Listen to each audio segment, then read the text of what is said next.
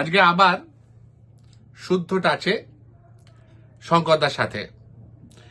শঙ্করদাকে মনে আছে তো? শঙ্কর কুমার নাথ, আমাদের সব জানতা ডাক্তার দাদা।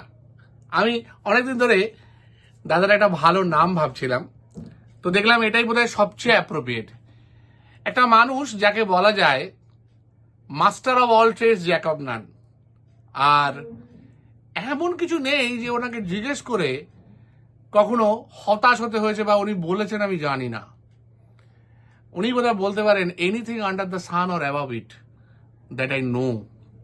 সত্যি জ্যোতির্বিজ্ঞানে ওনার নলেজ আপনারা ওনার সঙ্গে না মিশলে বিশ্বাস করতে পারবেন না। আর আমি খুব সৌভাগ্যবান যে ওনার সাথে অনেকটা সময় কাটানোর সুযোগ পাচ্ছি।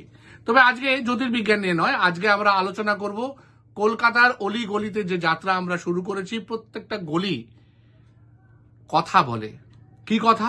ইতিহাসের কথা, স্বাধীনতা সংগ্রামের কথা, ভারতবর্ষে বাংলা ভাষার কথা।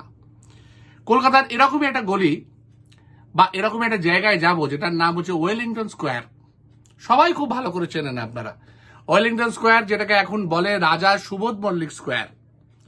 সেই ওয়েলিংটন স্কোয়ারের কথা নিয়ে আমরা জানবো কিভাবে ক্রিক রো, যেটা একটা রাস্তা যেটা মৌলালি দিয়ে সোজা চলে এসেছে, তারপর হিন্দ সিনেমার পাশ দিয়ে বেরিয়ে গেছে, যেটা ওই ওয়েলিংটন স্কোয়ারের মাঠে এসে শেষ হচ্ছে সকল বলা যায়।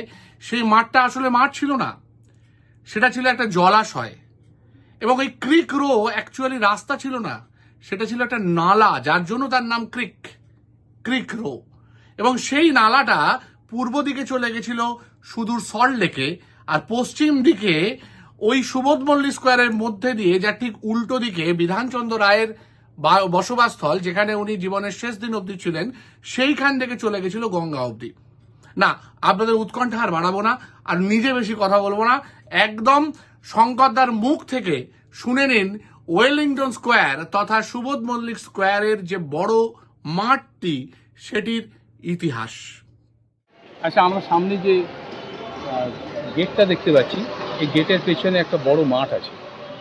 এই মাঠটাই হচ্ছে ওয়েলিংটন স্কোয়ার বা সুবোধ মল্লিক স্কোয়ার। এই মাঠটা শুরুতে কিন্তু মাঠ ছিল না, শুরুতে একটা পুকুর ছিল। তখন কলকাতা শহরে পানীয় জলের অভাব ছিল, অনেক দূরে গঙ্গা পশ্চিম দিকে, কিন্তু পানীয় জলের অভাব ছিল বলে সাহেবরা কিছু কিছু পরিকল্পনা নিয়েছিল। প্রথম পরিকল্পনা হচ্ছে এই আমাদের ওয়েলিংটন স্কোয়ারের পুকুরটা। এইখানে পুকুর কাটা হয়েছিল, কিন্তু বলা উচিত এই পুকুরের এই দিকটা থেকে এদিকটা পশ্চিম দিক। বিধানদার বাড়িতে দেখা যাচ্ছে পশ্চিম দিকে। বিধানচন্দ্র রায় এই বাড়িতেই মারা গেছিলেন, এই বাড়িতেই তিনি থাকতেন। তিনি দান করে গিয়েছেন সকলের জন্য, সাধারণ মানুষের জন্য সরকারকে দান করে দিয়েছেন বাড়িটা। এই বাড়ির পাশ দিয়ে সেই খালটা, যে খালের কথা আমরা একটু আগে বলেছি, ক্রিক রোড দিয়ে এসে এই কী বলে খালটায় এই ওয়েলিংটন স্কোয়ারের ভেতর দিয়ে এসে উল্টো দিকে পশ্চিম দিকে হেস্টিংস হয়ে আনন্দবাজার অফিসের পাশ দিয়ে হয়ে একেবারে গঙ্গায় গিয়ে পড়তো। আর ওই দিকে পূর্ব দিকে গিয়ে পড়তো সল্ট লেকে, যেটা আমরা একটু আগে বলেছি। মানে সল্ট লেক থেকে ক্রিক রোড যে নালাটা, ওটা হয়ে একদম গিয়ে গঙ্গায় পড়তো এইখান দিয়ে যেত। তার মধ্যে একটা ঠিক হলো যে খালেতে সব পচা জল ইত্যাদি সবসময় যে ভালো জল পেতে তা নয়, সেরকম একটা জলাশয় করা দরকার, যেখানে একটা রিজার্ভার থাকবে, জল থাকবে মানুষের খাওয়ার জন্য। কারণ কলকাতার মানুষ তখন জলের জন্য হাহাকার করে গেছিল। তখন প্রথম ওরা যে পরিকল্পনাটা করলো লটারি কমিটি 1821 সালে ওই পরিকল্পনা অনুযায়ী এইখানে একটা ওই খালের মধ্যেই একটা বড় করে পুকুর খনন করা হবে।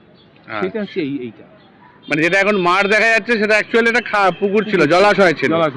আচ্ছা, সেটা মানে বুঝিয়ে মাঠ হয়েছে, পরে বুঝিয়ে দিচ্ছে। এবারে যেটা হলো, এই পুকুর থেকে জল নিত, গাছের পাতা টাতা এটা ওটা পড়তো, ধুলোবালি পড়তো, ফলে এটা জলটা দূষিত হয়ে যাচ্ছে। সেই জন্য যেটা করলো সাহেবরা, দারুণ, সেটা হলো ওরা এই পুকুরটার ওপরে একটা ছাউনি দিল। আচ্ছা, ছাউনিটা দিল 1849 হয় না এরকম একটা সময়, 1849। 21 তৈরি হলো, আচ্ছা, আর এই ধরে নেওয়া যাক ওই 30 বছর পরে বা কত বছর মানে ঝড়টা হয়ে যাওয়ার পরে? হ্যাঁ, না না, ঝড় তো হচ্ছে 1700। ও 1700, না অনেক পরে, 1739 অনেক পরে, 100 বছরের বেশি পরে। তখন ওপরে ছাউনি দিয়ে দিল, হুম, মানে পার্মানেন্ট গাঁথনি দিয়ে আচ্ছা, ছাউনি হয়ে গেল। এরপর এর ওপরে ছাউনির ওপরে মাঠ হয়ে গেল, কারণ কোনো অসুবিধা নেই তো, পার্মানেন্ট গাঁথনি। মাঠ, আচ্ছা, উপরে মাঠ, নিচে রিজার্ভার, সেখান থেকে জল পাইপে করে যাচ্ছে। 40 থেকে 50 বছর আগে আমার নিজের দেখা যে এইটাকে আবার খোঁড়া হতো, খুঁড়ে দেখা গেল ওই পুরনো ছাউনি দেওয়া সেই পুকুর আছে, আছে।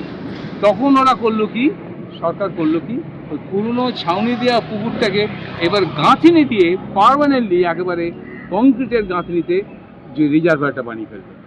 এবার ওই পুরনো সিস্টেমে না, সেই রিজার্ভারটা এখন এখানে আছে।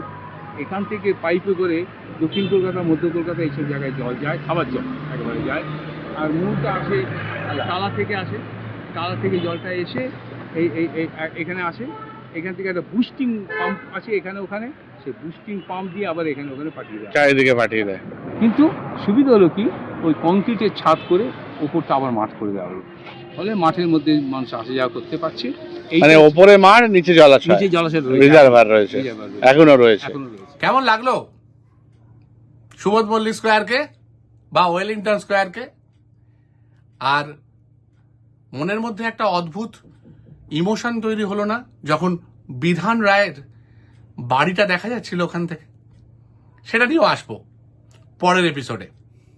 শুনতে থাকুন, ভালো লাগলে শেয়ার করুন, শুদ্ধ টাচকে মানুষের কাছে পৌঁছে দিন। দেখুন, এর মধ্যে অশুদ্ধ পোর্শন খুব কম রাখার চেষ্টা করব, যদিও আমার নাম শুদ্ধ সত্য, কিন্তু বলছি যে এই যে জিনিসটা আমি বানাচ্ছি না, এটা যার সম্মানে বানাচ্ছি, সেই শঙ্কর নাথ একদম বিশুদ্ধ একজন মানুষ।